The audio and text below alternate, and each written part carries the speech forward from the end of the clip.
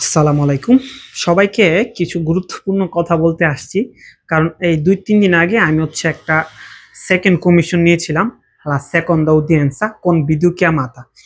Ero con giudice anche il nostro avvocato e cliente. E che cosa è successo? Ho passato un brutto tempo. Ho passato veramente, diciamo, un bruttissimo tempo. Perché? Che è successo? Ora vi racconto subito tutto.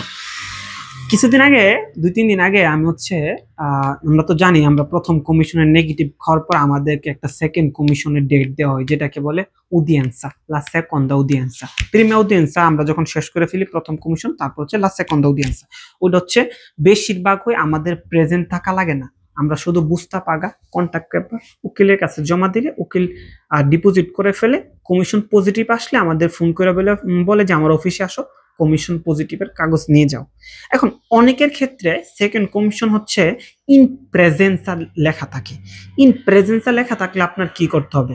আপনার উপস্থিত থাকতে হবে, হয়তো সরাসরি উকিলের সাথে আপনার জুডিশি অফিসে, জুডিশির যে যে বিচারক আছে ওই বিচারক অফিসে থাকতে হবে, অথবা ভিডিও কলের মাধ্যমে আপনার প্রেজেন্ট থাকতে হবে, আপনার সাথে কথা বলবে জুডিশি। এটা সব প্রায় ১০০ থেকে ৯৫ ভাগই যাওয়া লাগে না, ৫ ভাগের এরকম ইন প্রেজেন্স আইসা পড়ে। তো এরকম ৩-৪ দিন আগে একটা ছেলের ইন প্রেজেন্স আসছিল, তো ওর সাথে ওর মিডিয়াতরে ইন্টারপ্রেটে ছিলাম আমি ইন্টারপ্রেটে। তো যাই হোক, এক পর্যায়ে শুরু করা হয়েছে, ২০২১ সালে আসছেও, আর আমি যাই হোক ২০২১ সালে আসছে, প্রায় ৪ বছর পরে আমাদের সবাই আসা যে সেকেন্ড কমিশন অন্তত কাগজের জন্য।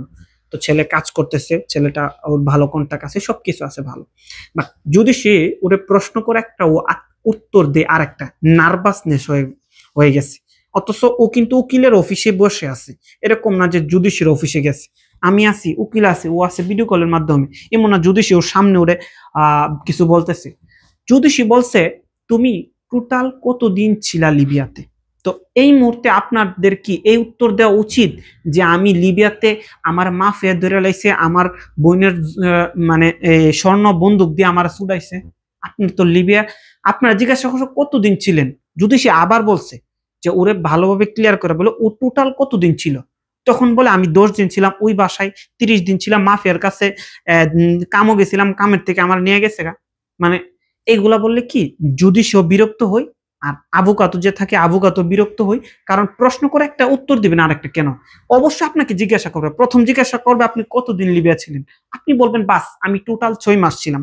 তখন ওই জ্যোতিষী বলবে এই ৬ মাস লিবিয়া তুমি কি করছো? তখন বলবে লিবিয়া কাজ করি নাই অথবা কাজ করছি। তখন কি কাজ করছিলা, লিবিয়া তুমি কি ফেস করছিলা, ধীরে ধীরে বলবে।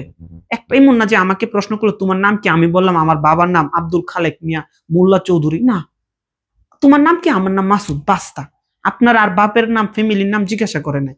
তো এই জিনিসগুলো আপনারা অন্তত আপনাদের জীবনের সাথে যে রিয়েলিটিটা, যে বাস্তব জিনিসটা ঘটে গেছে ওইগুলা ভালোভাবে প্র্যাকটিস করবেন। কারণ আপনাকে প্রশ্ন করবে একটা, আপনি পরে উত্তর দিবেন আর একটা, তাই না?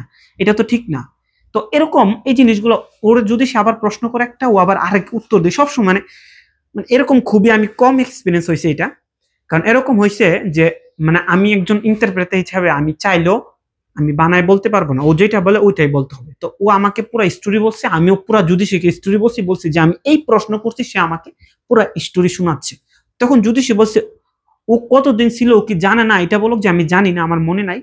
তারপরে ও বলতেছে যে আমি এখানে ছিলাম অতদিন, ১০ দিন থাকার পরে আমাকে মাফে ধরে নিছে, ওইখান থেকে আমি সরছি। এখন তো আপনাকে জীবনের স্টোরি বলে নাই। তারপর আবার প্রশ্ন করছে আপনি ইতালিতে কখন আসছেন, সে ভুলে গেছে সে ইতালিতে কখন আসছে। মানে এটা কিন্তু একটা গুরুত্বপূর্ণ বিষয়, আপনি লিবিয়া কেন আসছিলেন, লিবিয়া কেন আসছেন? এই প্রশ্নগুলা এরকম না যে আবার অনেকে বোঝাচ্ছে প্রশ্নের মধ্যে যে আমার বোনকে বিয়ে দিতে আমার ১০ লাখ টাকা গেছে, মানে এই ১০ লাখ টাকা ঋণ দিতে গেছে আমি ইতালিতে আসা লাগছে। তা আপনার বোনকে বিয়ে দিতে ১০ লাখ টাকা যায় কেন? এটা কি ইউরোপ বুঝবে নাকি? আপনার বোনকে বিয়ে দিতে এত টাকা, আপনি আপনার টাকা নাই তাহলে এত টাকা আপনি কেন ব্যয় করছেন, কই থেকে আনছেন? এটা তো আহামরি কোনো কিছু জিনিস না, যে এমন না যে আপনি এই ১০ লাখ টাকা আপনার বোনকে বিয়ে দিতেই হবে, এমন না যে না দিলে আপনি মারা যাবেন, তাই না? তো এই জিনিসগুলো আসলে ওরা বুঝে না। আবার অনেকে বলে যে আমার গার্লফ্রেন্ডের সাথে ইয়ে হয়েছিল, তারপরে ভাগাই নিয়ে গেছি, ওরা আমাদেরকে মারধর করছে, নিজের মতন করে কাহিনী বানান। হঠাৎ করে একটা প্রশ্ন করে, ওই সময় আপনি কোথায় ছিলেন, ওই তারিখটা মনে আছে, কিচ্ছু বলতে পারেন না। আর অনেকে বলেন আবার আমি রাজনীতিতে ছিলাম। তো রাজনীতিতে ছিলেন, ওই সময় কে ছিল, ওই জেলা সভাপতি, আপনি বলতে পারতেছেন না।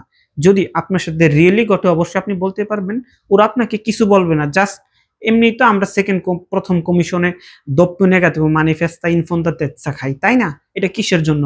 আমাদের কারণেই, কারণ আমরা আমাদের জীবনের সাথে যে বাস্তব ঘটনাটা যে গেছে ওইটা আমরা ওদের কাছে ব্যাখ্যা করতে পারি না ভালোভাবে।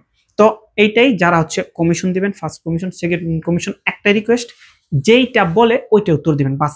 অবশ্যই আপনাকে জিজ্ঞাসা করবে তারপরে যে আপনার সাথে কি ঘটছে, তখন বলবেন আমার সাথে এই জিনিসটা ঘটছে।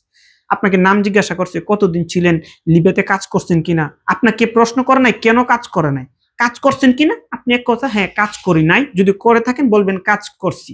তারপর ওরা যদি বলে যে কাজ যদি না করে থাকো, বলবে কেন কাজ করো নাই, তুমি তো কাজের উদ্দেশ্যে বাংলাদেশ থেকে আসছো এই কথা বলছো, তখন বলবেন এই কারণে কাজ করতে পারিনি।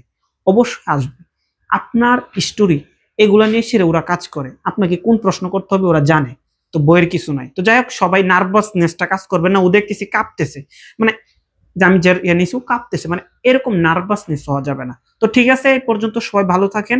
আশা করি সবার জন্য শুভকামনা। যারা হচ্ছে কমিশনের ডেট চলে আসছে, সামনে আসবে, যারা সেকেন্ড কমিশনের জন্য অপেক্ষা করতেছেন, সবার জন্য শুভকামনা। অবশ্যই আপনাদের উকিলের সাথে যোগাযোগ রাখবেন, সবসময় আপনার ডকুমেন্ট বিষয়ে কেয়ারফুল থাকবেন। তো আল্লাহ হাফেজ, সবাই ভালো থাকেন, চাও চাও।